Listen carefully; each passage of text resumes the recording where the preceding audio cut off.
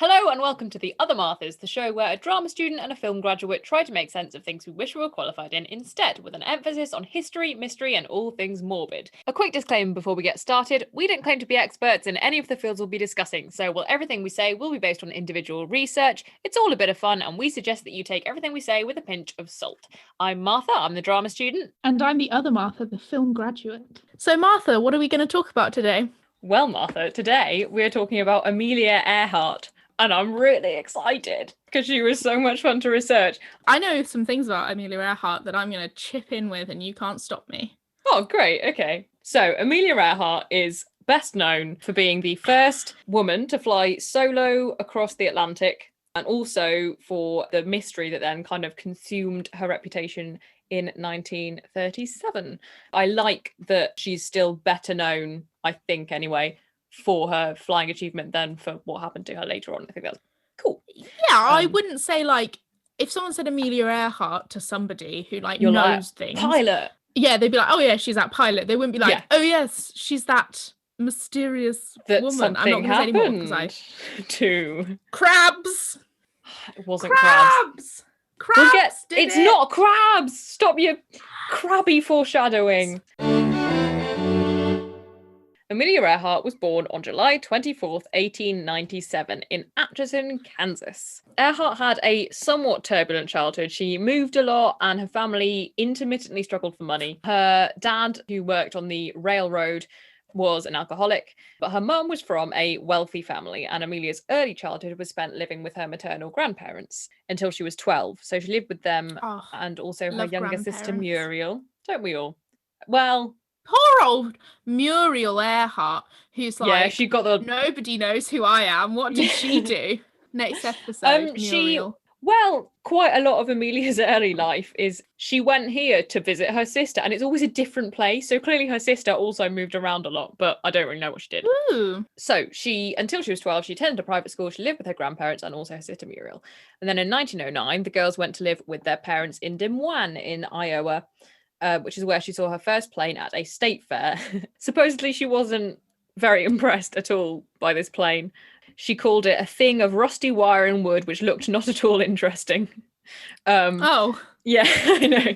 I love that. I read this and I was like, and this is where she first saw a plane. And I was like, wow, what did she think? She was really unimpressed. Her passion for flying wasn't going to truly awaken until a decade later when she attended a stunt flying exhibition. Now, supposedly, she went with a friend and they were just standing in this clearing. I'm not sure why. Maybe they didn't want to be seen seeing it.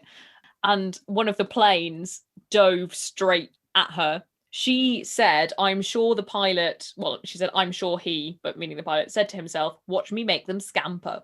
And so just out of obstinacy, she stood her ground and was just like, yep, dive at me, do it. And she says, I did not understand it at the time, but I believe that little red airplane said something to me as it swished by. And the seeds of her love of aviation began there. She's a really good writer, by the way, so I'm glad we get a lot of little quotes from her in this. Did she write a lovely book? She wrote 2 lovely books.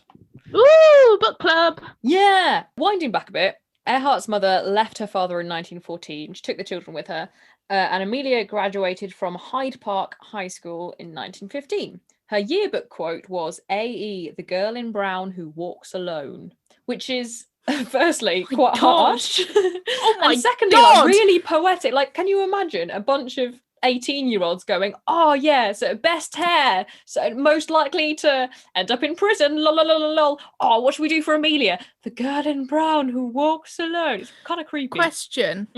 What if she was choosing her own yearbook quote and like she's just like a power move? Yes, whether it was her own yearbook quote or someone else chose it for her, she was described as the girl in brown who walks alone. The following year, her mother received an inheritance from her mother's estate, and she used it to send Amelia to Ogon School in Philadelphia, which is an exclusive high school and junior college. I don't know what she studied there, but she went there. Aeroplanes? No. Oh. During a visit to Toronto to see her sister during the Christmas break of her second year at Ogon's, Amelia saw an amputee for the first time. It was a wounded soldier returning from serving in World War I. And it had a very profound effect on Amelia. She refused to return to Ogon's, and instead she chose to become a volunteer nurse at a veterans hospital in Toronto, up until the armistice, which luckily was in November of that year. the experience solidified her stance as a lifelong pacifist. So after this, she went to go and live with her mother and her sister in Northampton, Massachusetts. They've moved for a while because her sister was now attending Smith College there. The reason she was in Toronto before was because she was at school. In 1919, Earhart entered Columbia University. She was studying pre-med, apparently. But she left after a year to rejoin her parents in LA, who had reconciled and they were living together again. Now, on December the 28th, 1920, a pilot called Frank Hawkes gave her a ride in his plane. This was the first time Amelia had been up in the air, and her obsession with aviation truly begun in earnest here. She says of this experience, "By the time I had got 200 or 300 feet off the ground, I knew I had to fly." Well, either that or fall. True. Now, aviation at the time obviously was a very male-dominated industry, but Earhart was undeterred. In one of the websites I read to get this biography, it has a little "not like other girls" paragraph where it's like, she always liked tree climbing and she would belly slam her sled to get it started, and she used to hunt rats with a .22 caliber rifle, which is hilarious and badass. But yeah, so there's that. She enjoys these masculine coded activities, I suppose. But I suppose nowadays it's like, oh, I'm not like other girls, and it's like, okay, well, you're just wrong. But like at that time, it was like there probably weren't a lot of ladies. Yeah, well, it's more, the point is more that it's outside of the norm for behavioural customs for girls. Like Blackbeard cool. With his beard. Yeah, absolutely. But I think a cool thing about Earhart is she makes it very clear her aim is not to go, I'm not like other women, I can do these things. Her aim is to do the things, then go, see, women can do those things. She kept a scrapbook of newspaper clippings of successful women in male-dominated fields. So there'd be film directors and producers, lawyers, mechanical engineers, successful figures in advertising and management, things like that. So Amelia had her first flying lesson on January the 3rd, 1921. It's all very quick. This whole thing, sort of from her first flight to her becoming a pilot, is like wham. I have two questions. Yeah. Number one, this is a statement. When trains were invented, they were like, oh, women can't go on trains because their wombs might fall out because they'll go too fast. So I wonder if there was any concern for Amelia's womb. Number two. I doubt it at this point medically. I think they were just sexist.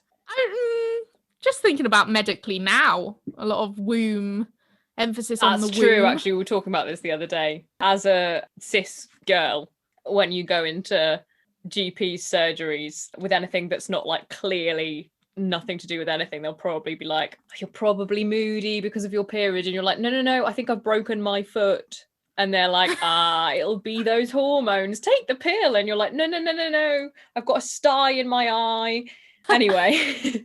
Number two, was she rich? Well, her mum was, but she keeps coming in and out of money, which does play into the following couple of years with her training. Because it's just kind of like, you know, if I was like, I want to learn how to fly a plane, I'm not going to be able to afford plane lessons. No, exactly. She, at this point, I think she was in good money. Okay. It certainly seems that she had quite a privileged start in that sense, but it keeps kind of coming and going. So her first flying lesson is with a female pilot called Netta Snooks, which I really like that name. Good name. Yeah, it's at Burt Kinner's Airfield in Los Angeles. And by December 15th that same year, she receives her license from the National Aeronautics Association. Madness. Ooh. Although I was going to say, I was like, 1 year? That's absurd. But then it occurred to me that we are talking about tiny single or dual seat planes. Nowadays, running an aircraft involves a lot of other things. Well, yeah, also, like, one of my lecturers at uni flies planes, and he said that, like, you know, you have to get your license, and then you have to do hours in the plane to be able to, like, get approved to pass or something. He's like that, kind of like when you learn to drive a motorbike, like you get your motorbike license and then you just get hours, but you have to go by yourself because there's only one person on the bike. Don't quote me on that. If you want to drive a motorbike, I wouldn't recommend it. Very bad. Well, in a way, I imagine it's probably easier and safer to do that with flying, just because you're not as likely to collide with someone else's plane, because there's more air. If you're, it's not like the air is divided into lanes and you're like, oh god, there's someone coming at me, got to take a shot also left. well, it depends, because, you know, you could land into a building, which isn't ideal. Yeah. The dangers of actual flying are going to be greater, I guess, because you can crash. If you do nothing, you will die. Whereas if you do nothing, there is that statistic. There's more people die in road accidents than in plane crashes. Yeah, which because, like, makes sense. More people on the road than in the sky. Exactly. But anyway, and even more so now. It also depends like what she was doing, because if she was having a lesson every day, she's gonna pick it up I fast. doubt that, but do you know what I mean? Like, because I think it took me just under a year to do my driving test, but that was like I had a break for uni and was like having one lesson a week. It's a single pilot vehicle, so it's more similar to a car, I suppose, than to a commercial jet. Oh, for sure. I wouldn't compare the two, I don't think. No. I feel like I could probably fly a plane. I would absolutely love to fly a plane. Throughout this, I kept thinking of that scene in Sabriel where she has the paper wing and she can control it by whistling. It's really cool. Anyway, I'd love to fly in this the first chapter of that trash. Really? Yeah, no, I'm joking. It's not trash. It just didn't appeal to me. Did you ever watch? It was like a little old woman with a dog and she had a spotty plane. It was called like Come Outside or Go Outside or something. Aww. I was obsessed with it. And she just gets in her plane with her dog and goes on a little adventure. I would love to do that. Goals. Can I be the little dog, please? Sure. So she's got her license from the NAA and she very quickly buys her own plane, also in 1922. That's thanks to she's working multiple part-time jobs at this point and also some help from her mother. The plane was a second-hand Kinner Airster. It's a 2-seater biplane, and it was painted bright yellow, so she called it Canary, which is cute. Oh my gosh, that's so fun. Isn't it? She promptly used it to earn her first women's record by rising in it to a height of 14,000 feet.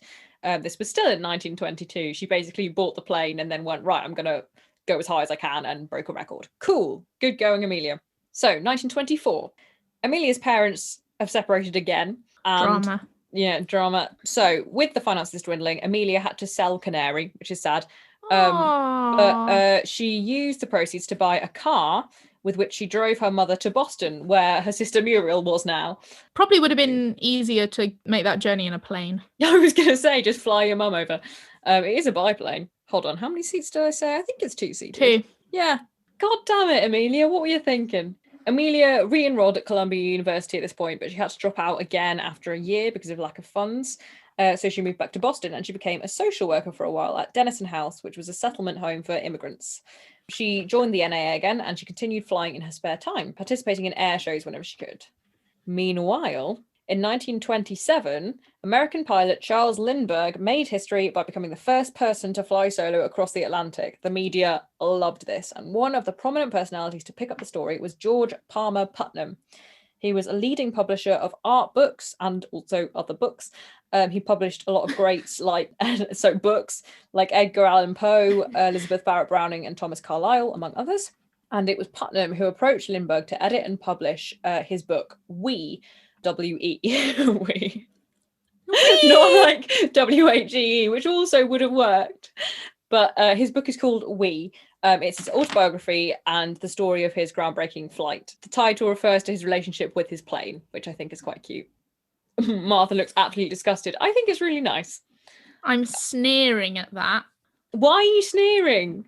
Because, I mean, I get it because it's like the thing that, you know, supports you. Like without it, if you were that high in the sky, you would die for sure. But it's just kind of like, I could do that for anything. Like, oh, I'm going to write a book about my relationship with my laptop and I'm going to call it We. No, but I feel like you have special relationships with like your archery bows and your plants and stuff. There are things that you use that have more sentimental value. I have a relationship with my violin that's different to other objects that I own. I think it's cool. I'm just pooping on it for fun. So Putnam wanted to capitalise further on the success of We. And he started putting out feelers. So in 1928, Amelia Earhart received a call at work saying something along the lines of, "Hi, Amelia, do you want to become the first woman to fly the Atlantic?" And apparently she said, "I'm too busy to answer just now," because she thought it was a prank. And then they quickly explained and gave a lot of references. She realised it was genuine and then immediately was like, "Oh my God, yes, of course."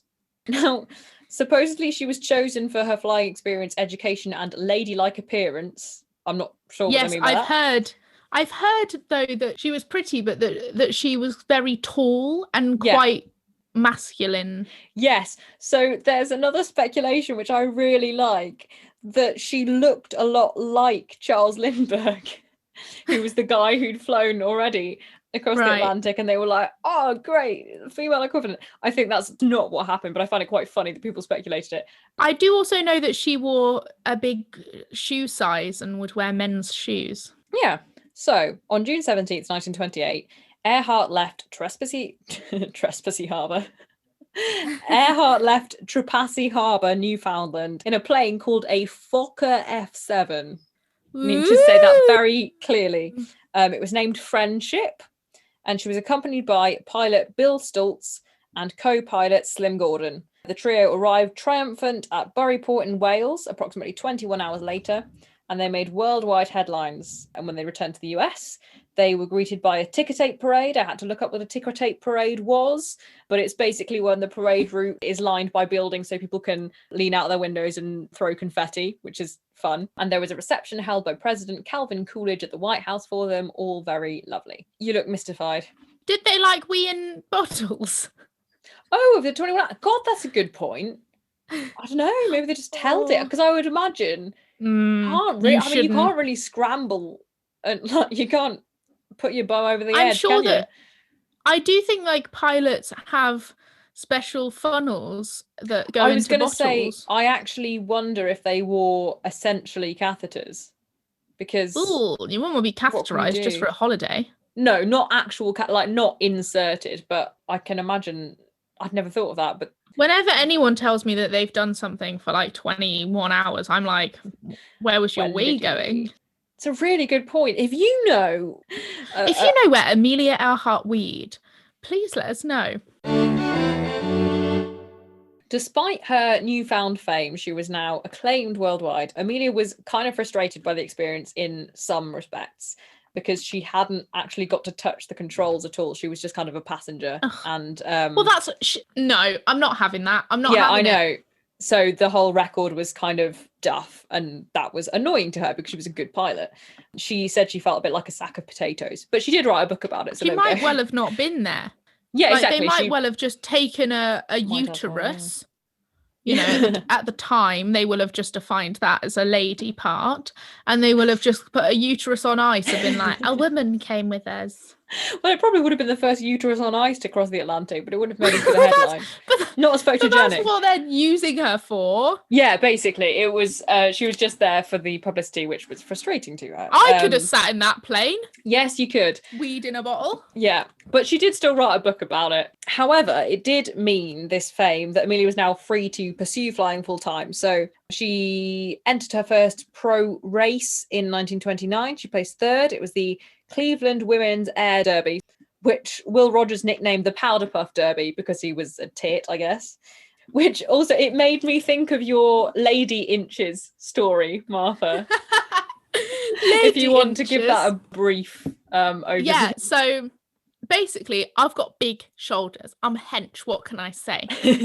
That's how the story starts. I was doing the costume for a short film, and we were buying suits. One of the actors has 38-inch shoulders, so also do I. The actor wasn't there, who's a man. And so I was like, well, I've got the same shoulders as him. I'll try it on, make sure it fits. So I tried it on, it fitted.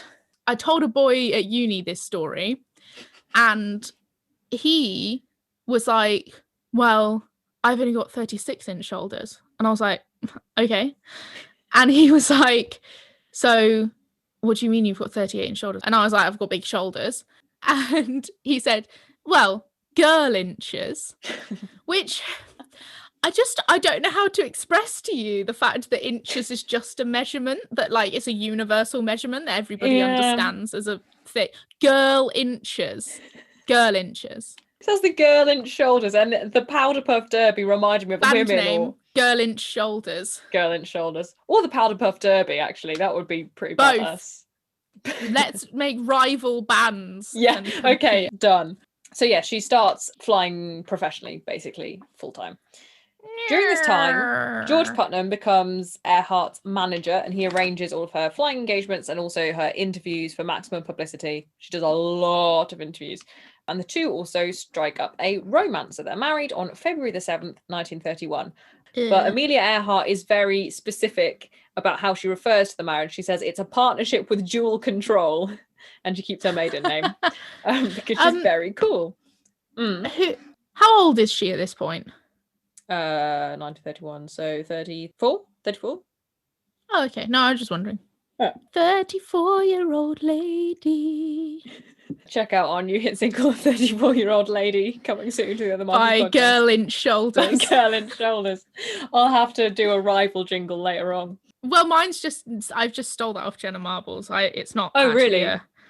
Yeah, it's actually a cover. Yeah, that's another. Girl Inch Shoulders is a cover band. So at this time, reports were starting to grow that Earhart was basically a kind of publicity puppet for her husband Putnam, and her airmanship was actually subpar, which was upsetting because that's what she wanted to be known for and she was good at it. So she set out to prove them wrong. So first she pilots a tiny single-engine Lockheed Electra from Newfoundland to Ireland, and then on May 20th, 1932, she becomes the first woman ever to fly solo across the Atlantic. She starts in Newfoundland and she's supposed to finish in Paris. But in fact, a combination of strong north winds, icy conditions, and mechanical problems forced her to land in a pasture near Londonderry in Northern Ireland. And she says, after scaring most of the cows in the neighbourhood, I pulled up in a farmer's backyard. The flight had taken 14 hours and 56 minutes, which is 6 hours less than her flight in 1928 with the lads piloting her, and set her most famous world record. Also, oh my gosh, my voice. Also, if she'd have gone to Paris, she would also have done the Channel as well. Oh, true. I don't know actually, but I imagine the Channel would have been done by then because it's tiny, but it would have been something else for her to do. True. Well, that was another one off the list. Another one off the list. Coming soon to the Powder Puff Derby. Watch this space. The endearing details of her landing only sort of enhanced her reputation. Her renown increased both in the US and overseas, and President Herbert Hoover presented her with a gold medal from the National Geographic Society. Congress awarded her the first ever Distinguished Flying Cross presented to a woman. And at the ceremony, Vice President Charles Curtis praised her heroic courage and skill as a navigator at the risk of her life. Now, a little bit of foreshadowing. To me, that quote is a little bit haunting in retrospect, but nonetheless, a very worthy piece of praise. So, for Earhart, the flight meant something a bit more profound. She says this proved that men and women were equally skilled in jobs requiring intelligence, coordination, speed, coolness, and willpower. Coolness. This is one of the things, as I alluded to earlier, that I really like about her is that she uses her victories to prove that larger groups capable of doing things, as opposed to prove that she's special and stands out from those groups. I really like that. Yeah. Good way to do things. Yeah, absolutely. Now, in 1932, she published her second book called For the Fun of It, her first book, as mentioned previously. Oh, yes, I've heard of this. Yeah, I really want to read it now because she's a great writer from what I've seen. But her first book in 1928 was called 20 Hours, 40 Minutes after the first groundbreaking flight. But this one presumably is, better because she did stuff. Anyway, from here, I have a brief overview of the records that she set from 1931. So in 1931, she attained the highest altitude in an autogyro being just a very basic plane. I've not put when this is, but at some point she also became the first person to fly an autogyro across the US and back. In 1932, she piloted the fastest transcontinental flight by a woman. In 1933, she did the same again and broke her own record. In 1935, she became the first person to fly solo across the Pacific from Hawaii to California, which is even more miles than the transatlantic flight. In 1935, again, she became the first person to fly solo from Los Angeles to Mexico City. In 1937, I think, she piloted the fastest non-stop flight from LA to Mexico City to Newark, New Jersey. And in 1937, again, she piloted the fastest east to west crossing from Oakland, California to Honolulu, Hawaii. So she didn't just break that one world record. She set a lot of records. I'm not here to poo-poo Amelia at all. Love her. But at a time where plane, 1 or 2 person planes are relatively new in development and things. Yeah, there weren't a lot of records to break. Yeah, it's kind of like first woman to get in a plane. Not that she Well was, but you done. know what I mean? Yeah. Like some of Yeah, them for sure. A lot of these were quite inaugural attempts, and therefore it's more likely that she would set a record. But I think still cool though. But it's a yeah, bit like, absolutely. when someone wants to get into the Guinness Book of Records, and so And they're like, oh, I balanced the most Tic Tacs on my nose while sitting under a gazebo with a parrot saying "Pretty Polly" in my ear. It's like, okay, well, you're the only person to have ever done that, though. Because yeah, why exactly. would anyone have It's done like that? it's so weird that of course no one has attempted that. Not that this is, and it's still a good achievement, but it's just no, that's a good like, point though. But I think, I don't know, but I feel like a lot of the things she did were less, again, in order to prove herself the best, but more just to make new strides in aviation. So a lot of them, well, she probably did set out to make or break records, were also just about, oh, no one's done this before. This is so cool. Let's give it a go and prove that people can do it. And so she sort of set up a lot of new things as well. Her other achievements included founding a clothing line, a functional clothing line for the woman who lives actively in 1935, which I quite like. She also became the aviation advisor and women's career counselor at Purdue University in 1935, which also haunts me because Perdue is the feminine of lost in French. Foreshadowing. And at some point, she was also awarded the Cross of the French Legion of Honor, but I have no idea when or why. So if you do, feel free to let us know. A fun little anecdote about her 1935 Pacific flight from Honolulu to Oakland. She was getting kind of cold because she was in the air for a long time, obviously. So she unpacked a thermos of hot chocolate and enjoyed it in midair. She called it the most interesting cup of hot chocolate I have ever had, sitting up 8,000 feet over the middle of the Pacific Ocean, quite alone, which I thought was very sweet. First person to drink hot chocolate 8,000 feet above the Pacific Ocean. Yeah, that's such a cool record. Maybe she wasn't, though. Maybe someone had done that before, but they'd just kind of like gone up and then come back down. Another little anecdote. Upon the arrival of her Mexico City to Newark flight, she was met by a mob of fans, and she says, "I was rescued from my plane by husky policemen, one of whom, in the ensuing melee, took possession of my right arm and another of my left leg. The arm holder started to go one way, while he who clasped my leg set out in the opposite direction. The result provided the victim with a fleeting taste of the tortures of the rack. But at that, it was fine to be home again." I really like that. She has such a cool sense of humour. Now we come to Earhart's final flight and the mystery that surrounds what happened next, which there's been a lot of foreshadowing for. Crabs, perdu, what may have happened? Crabs! So, on May 21st, 1937, Earhart, along with her friend and navigator Fred Noonan, set out to make Amelia the first woman to fly around the world. Very cool. An earlier attempt in March had left Amelia's plane severely damaged. She set off from Honolulu, Hawaii, I believe, and basically immediately crashed due to weather conditions. But she insisted on having it rebuilt for a second attempt. She said, "I have a feeling that there is just about one more good flight left in my system, and I hope this trip is it." So, the repairs and delay did slightly alter Earhart's plans. First of all, instead of flying west, as was the initial plan, she was now going to travel east in hopes of avoiding bad weather. On the flip side, this would also put the most challenging leg of the journey at the end rather than the beginning. That leg being the flight to Howland Island from, I'm not sure how to pronounce this, Lae, New Guinea, Lae, Lae. Oh yeah, like I'll know. Yeah, but hey, New Guinea. In the initial March attempt, the flying pair had been joined by another navigator called Henry Manning. He was really adept at wireless code, but Manning left the crew for this second attempt, prompting Earhart to dump her CW transmitter and trailing antenna because she said these would just be a dead weight now because neither she nor Noonan was very good at that kind of transmission. So she just dumped all the equipment. This meant that the pair would have to communicate exclusively by voice at higher bandwidths rather than using Morse code at lower bandwidths, which is what most stations would have been receiving. I thought when you said at higher bandwidths, I thought you meant frequency. And so they're both like on the radio, like, hey, that would have made the best tragic comedy.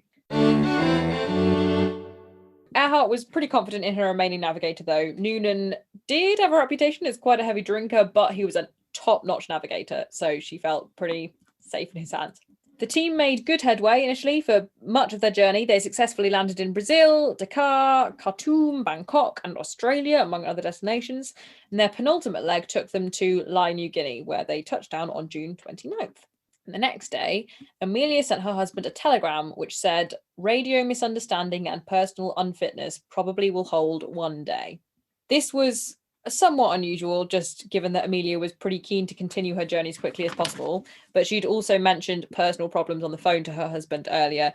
She never detailed what the problems were. It's speculated that Noonan might have been drinking, but that is pure speculation. It could have been anything else. Regardless. Can I just say something? Yeah. He probably reminded her of her dad. Yeah, I thought that when I wrote it as well. I have no idea how that may or may not have affected her, but yeah, it's unfortunate. Don't come for Noonan, guys. We have no idea who's drinking or not, is the point. This is all just speculation, everybody. It's all alleged. We don't want to send any hate in Noonan's direction, so please don't get online and send any hate to Noonan, because that's not what this is here for. It's just for conversation, just speculation. Just our opinion, guys. We're a history drama channel. Yeah. Anyway, the problems, whatever they may have been, didn't hold the pair for too long. Allegedly. And one website said 10 a.m, but then the timeline that it gave didn't work with this. So I think it was 12:30 p.m.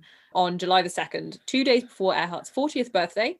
They set off on the final leg of their journey. So the plan was for the Coast Guard cutter Itasca to guide Earhart's plane to Howland Island. But coordination hadn't been the smoothest with this, and some of the ship's communications were on bandwidths which Earhart couldn't receive because, as you'll recall, she dumped her CW transmitter in the sea. To remedy she didn't this, know how to use it, though. Yeah, no, she didn't. And also, like, I'm not a pilot. I'm sure she knew what she was doing more than I would, but she did nonetheless dump that transmitter. So to remedy this, a radio direction finder had been set up on Howland to work with the higher bandwidths that Earhart's plane was using. But this required batteries, and by the time they entered the area, the batteries had drained down. Why they weren't recharging the batteries or putting new batteries in, I don't know, but apparently that's... Or conserving the battery power. Well, yeah, just don't turn the thing on until she goes, "Hi, I think I'm close." Again, I don't know how these things work, and I'm sure people were doing their jobs as well as they could. 14 hours and 15 minutes into the flight, the Itasca receives the first in a series of quite garbled transmissions from Earhart, which mentioned cloudy weather, which was slightly confusing because the weather around Howland Island was very clear at the time. Later, the messages themselves became clearer, but the content remained quite concerning. One message came through saying, "We are circling but cannot see island, cannot hear you." It seems that the aircraft only received one message from the Itasca, though the ship had been trying to make contact for several hours. And the radio strength of Earhart's communications indicated that she was really close to the Itasca and the island, but apparently she couldn't see it and she couldn't hear them. As I say, the weather around Howland at the time was clear, but there was a cloud bank about 30 miles northwest, which may have prevented Noonan from taking the sightings he would need to navigate precisely. Plus, the charts he was using were apparently a few miles off. I don't know why, but apparently that was also a factor. At 7:42 a.m, the Itasca picks up the message, "We must be on you, but we cannot see you. Fuel is running low. Been unable to reach you by radio. We are flying at 1,000 meters." And then 20 hours and 14 minutes into the flight, at 8:45 a.m. on July 3rd, Amelia Earhart sent a broadcast saying, "Running north and south," apparently in an attempt to reach the island or see anything. That would be the last communication that anyone would receive from Earhart or Noonan, and their plane was never seen again. Allegedly. Well, no, the plane was never seen again. No, not about that, about the communications. Oh, yeah. Oh, no. Yeah. So, a rescue attempt was mobilised immediately. It would become the most extensive search of air and sea in naval history thus far. However, on July 19th, having spent $4 million and scoured 250,000 square miles of ocean, the US government were forced to call off the search, which is fair enough. They did a lot of looking. So what happened? The official party line, and probably the most likely explanation, is that the plane ran out of fuel and crashed into the sea. Sounds likely. Yeah. Obviously, we know that they didn't know where they were. We know that they were running low on fuel. It's the obvious explanation. The search didn't yield any results, which cast some doubt on it, but the fact that we don't know where the plane was when it disappeared, and that it took obviously a fair bit of time to get the search ships into position to start searching, made it quite possible that either the plane went down. Sea. Yeah, Either the plane went down outside the search location, or it would have just been swallowed by the sea by the time the search could begin. However, there is a second theory which posits that Earhart and Noonan managed to land on Gardner Island, which is now called Nikomaroro. Sorry if I'm massacring that pronunciation. Approximately 350 nautical miles south of Howland. In 1992, a small expedition found a shoe and a metal plate on the island. I believe it was a man's shoe, which comes into play with the whole thing about Amelia Earhart wearing man's shoes, so it doesn't necessarily mean it's not hers. And then in 1940, a skull and other bones were found there, though they were lost again before they could be tested. At the time of finding, the bones were thought to be those of a stocky, middle-aged man, but some experts now believe them to be Earhart's. I'm not sure why they skipped over Noonan, who is presumably more likely to have the bones of a stocky, middle-aged man than Amelia, but, you know, it could have been her, apparently.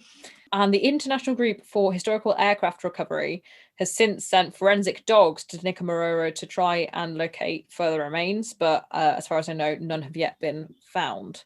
It's thought that Earhart and Noonan could have survived for several days or even weeks on the island eating coral. However, this theory seems to raise more questions than it answers, really. Where's the plane? Whether they landed successfully or crashed nearby and washed ashore. At least a lot of debris from the plane would surely be on the island, if not the plane itself. So where did that get to? Where are the other bones? Some people think they may have been eaten by crabs, washed away, la la la. But it remains very much in question. And also, why didn't the 1922 hunt find the bones that were there apparently in 1940? I know there is some more about this. I've heard somewhere before possible radio transmissions coming from near the area and things like that, but I'm sure Martha will tell me more about that if that's the case. In my opinion, the tragic disappearance of Fred Noonan and Amelia Earhart is probably just their plane crashed into the sea due to lack of fuel and sank before the rescue mission could arrive. Evidence clearly suggests they were low on fuel, they were unable to see anything outside the cloud bank they were stuck in, they would have been flying very low, given their last broadcast said they were at 1,000 feet, and I can only imagine they would not have tried to fly higher. Their fuel was running low. Therefore, I guess they would have been less likely to crash with shattering impact, and so there'd be less loose debris to potentially float towards the rescue mission and give indication of their fate. But whatever happened that day, Amelia Earhart will forever be remembered as a feminist icon and a pioneer of aviation. In a letter to her husband, before she died, obviously, Earhart said... Or no. Was it? Yes, it was. Earhart said, "Please know I'm quite aware of the hazards. I want to do it because I want to do it. Women must try to do things as men have tried. When they fail, their failure must be but a challenge to others," which is lovely, and that's exactly what happened. In 1997, on what would have been Earhart's 100th birthday, a female pilot called Linda Finch recreated Earhart's route around the world in tribute to her and successfully completed the voyage. So Finch? Yeah. Wait, so her name's Earhart, which is obviously like, it's spelled Earhart, but it's like, oh, Earhart. Yeah, and then Finch. That's true. Finch is a little bird. That's really cute. That is cute. So, yeah, while Amelia's death was obviously a great tragedy, her life was a cause for great celebration. And I think it's clear that her goal was never to always succeed and always get places safely. It was to keep trying and keep inspiring others to do the same. And in that, I think she's succeeded beyond measure. So that's my little end of the story. Tell me about the crabs. Well, that is lovely. First of all, I want to just quickly say, generally in cases where people go missing, sometimes, like, for example, the Dyatlov Pass, which update on the Dyatlov Pass, people think it's solved. I'd care to disagree. But like with the Dyatlov Pass, it's like, okay, well, it's clear that some of these deaths were hypothermia, or like in Everest, we spoke about some of the deaths on Everest. It's like your body cannot sustain your life because of the conditions you're in. And so often they kind of drowse away. But with Amelia Earhart and this other fella, if they did crash into the ocean and they just gently landed on the ocean and then sank, the whole time that they're sinking, they know they're going to die. Yeah, I'm sure they would have tried to swim or create a raft or something. I know, but I feel like in a way it's kind of worse than ones where I see what you're saying. People are like a bit delirious or something's happened where they aren't fully aware of the situation, whereas like in this agree. case, unless that guy's very drunk, they're aware of the situation. Yeah, but there's not a lot they can do, because it's like, I'm sending radio broadcasts, but I don't know where I am, and they're not getting to. Oh yeah, so about the radio broadcasts, I've read a few things about the fact that there's evidence that Amelia Earhart was alive for days after and was sending radio broadcasts saying where she was, but they thought it was a hoax, the people receiving them. So they didn't do anything about it, and she was there like, I'm right here, and everyone was like, it's not her. I remember, I think it was a video I saw that mentioned broadcasts coming from the area not being picked up that may or may not have been Amelia Earhart, but I really, really doubt, given that the US was willing to spend $4 million on dredging the sea, not dredging the sea, but like scouring the sea and air for 250,000 square miles, that they would not have thought to check out a message apparently from Amelia Earhart saying, I'm here. But here's the thing. Yeah. A lot of people that at the time, you know, there were hobbyist radio operators. And so it wasn't like the American government listening for signals. It's like Doug in his house, like hearing distress calls from a woman saying, I'm Amelia Earhart, I'm going to die, I'm right here, and going, no, and just ignoring it. So it might not have been the case. It might not have been reported in time to anyone who could have done anything about it necessarily. Yeah.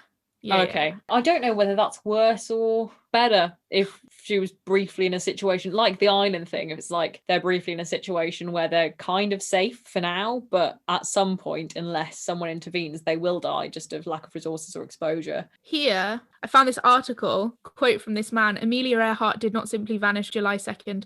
Radio distress calls believed to have been sent from the missing plane dominated the headlines and drove much of the US Coast Guard and Navy search. When the search failed, all of the reported post-loss radio signals were categorically dismissed as bogus and have been largely ignored ever since. That's from Rick Gillespie talking about these transmissions. So it was after they had called off the search. Oh wow! That she was still sending messages. I don't know. I couldn't find it in her biographies on any official sites, which makes me think it's kind of speculation. But I don't know. I thought you meant autobiographies.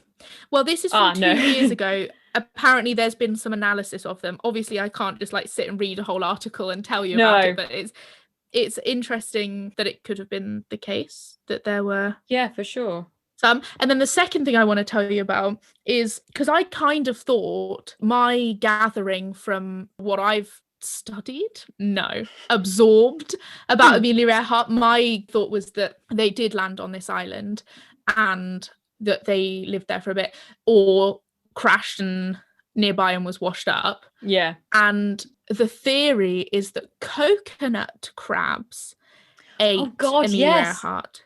Now, coconut crabs, if you don't know them, please look them up. They are horrifying. They are massive and they're so creepy. And they have been known to like steal little creatures and possessions and things to devour them. So, and they can climb trees. I hate it. Oh god, I hate coconut crabs. The reason they're called coconut crabs is because they will get like half a coconut and pop it on their head, and sometimes get the other half of the coconut, hide inside.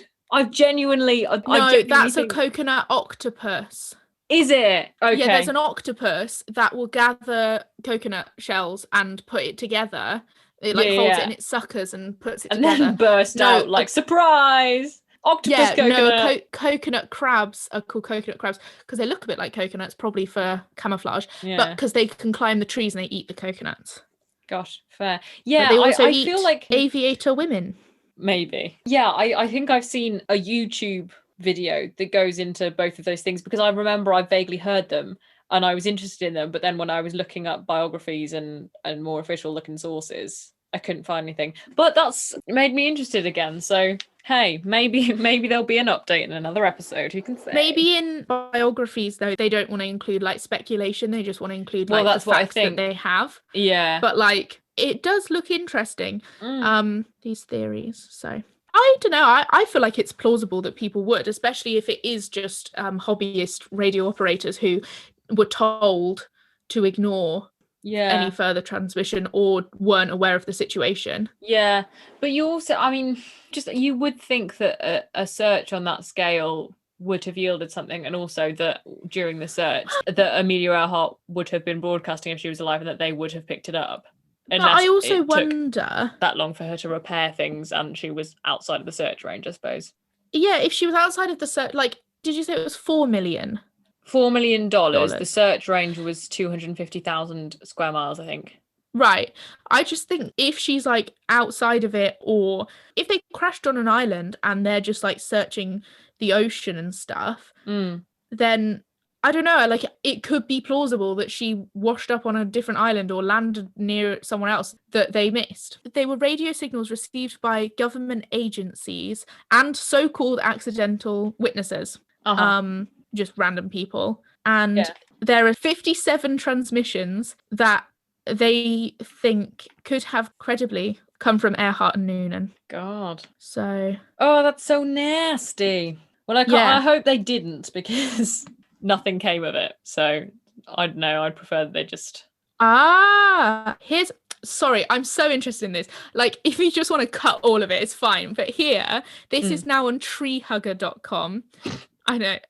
I'm sure it's very credible. But it says here that officials that were searching for Earhart adamantly concluded that the plane had crashed into the water and sank, and therefore said that all other communications were labelled as all probably criminally false. So they just decided for themselves, like, this is the case, and then ignored everything else. Yeah, that is weird. I mean, who are you going to believe? Some lovely people who want to find some aircrafts, or the American government? Who spent $4 million on it, though? Well, $4 million to the American government's not a lot. Actually, that's true. That's not that much, is it? It's not that much to them. I'm just saying. Ooh, I found this part in this little article. July 2nd, Mabel Larimore in Amarillo, Texas, got a plane down on an uncharted island, small, uninhabited, said that Fred Noonan was seriously injured. And then later, Nina Paxton in Ashland, Kentucky, heard Earhart's radio call sign, which I think is fun to say anyway, which is KHAQQ, down in ocean, on or near Little Island, at a point near, and then a gap, our plane out of gas, water all around, very dark. Oh, that's horrible. Yeah. But in some ways, I do wonder if it's... Here's the thing. If they are trying to signal to the people to help them navigate, they can't, they sink, they crash into the ocean, they drown. In that instance, it's like horrible. But they're like, well, we sort of die quickly. If they land near the island, they get onto the land, then they have the hope of someone could find us, and they're like calling for help I know. over and over. I'm just losing hope. July 7th at 1:30 a.m, Thelma Lovelace at St. John's, New Brunswick, Canada. Interesting that so far all of these radio operators are women. Yeah. We get, can you read me? Can you read me? This is Amelia Earhart. Please come in. We have taken in water. My navigator is badly hurt. We are in need of medical care and must have help. We can't hold on much longer. Ouch. So anyway, I do think it's interesting to look into the theories as well, because absolutely, you know, I would have looked into them had I known they were out there, but none of the websites I looked at. They lied to you. Yeah, but that's really interesting. Thank you for drawing those to my attention. Oh, that is all right. Yeah, it's an interesting one, because there's just no way of knowing if they're credible or not, because it could absolutely be true, or it could absolutely be some people wanting a bit of fame, and you just don't know. It could be, because also if it's known that KKH was her code, and the people of America know that the US government's searching for her, I'm sure that there will have been people being like, I'm Amelia Earhart and I'm drowning. Exactly. Whereas if it's not disclosed, then it's like, oh. Yeah, exactly. So I don't know, but it's interesting. And also what I found interesting, so thank you for sharing, was more details about her life, because I know a lot about the mystery surrounding the end of her life and not a lot about all of the achievements that she had. Exactly. I found the same, and I just think she seemed like such a cool, incredibly driven, very not relentlessly positive, but just uncowable person. Yeah. In a way that's really, really inspiring. I really like that. Tenacious. Like an absolutely lovely lady. Yeah. Tenacious is a good word for it. So yeah, that was Amelia Earhart, plus a lot of new theories that I'm really frustrated that I didn't find in my research. But I'm also glad that we focused a bit more on her life, because I think that's the bit that she would probably want us to focus on. I don't know her. No, she's probably like, her ghost is probably like, no, find my bones. Yeah. But thank you so much for telling me about Amelia Earhart's life. You're very welcome. I'm glad to know more than she was eaten by coconut crabs. Please do Google them. They are horrifying. Yeah, I bet. I might not, for my own peace of mind. You shouldn't, but everybody else should. There we are. Thank you for listening to the Other Marthas podcast, the show where a drama student and a film graduate talk about things we have no business knowing about. If you enjoyed today's episode, please do subscribe or follow our podcast on all the various sites, and also give us a little like, a little review, whatever you want to do. Do it. Bye.